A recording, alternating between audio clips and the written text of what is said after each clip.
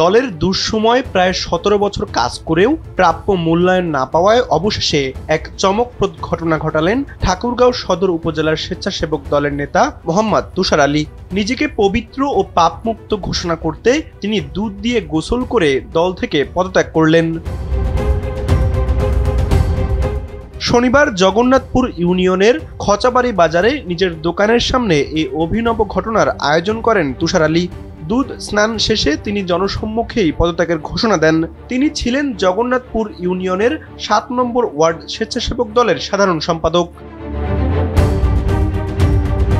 তুষার আলীর অভিযোগ, প্রায় ১৭ বছর ধরে দলের হয়ে কাজ করলেও নানা সময় রাজনৈতিক হয়রানির শিকার হয়েছেন। বিশেষ করে সাম্প্রতিক পরিস্থিতিতে ৫ আগস্টের পর তাকে সম্পূর্ণভাবে উপেক্ষা করা হচ্ছে। সেই অভিমান থেকেই নিজেকে পবিত্র ও পাপমুক্ত করার প্রতীকী ঘোষণা দিয়ে দুধ স্নান শেষে পদ ছাড়ার সিদ্ধান্ত নেন তিনি। আমি ১৭ নং জগন্নাথপুর ৭ নং ওয়ার্ড স্বেচ্ছাসেবক দলের সাধারণ সম্পাদক। পদত্যাগ করলাম এই জন্য যে যারা ত্যাগী নেতা তাদের কোনো মূল্যায়ন নেই, এই কারণে শুধু এইটুকুই। ৪ আগস্টের পরে কোনো মূল্যায়ন নেই আর কি। ৪ আগস্টের আগেই আমার প্রয়োজন ছিল, তারা আমাকে ব্যবহার করছে। এখন তাদের কাছে আমাদের আর মানে এটা হইলো ভাঙা পাত্রের মতো হয়ে গেছে।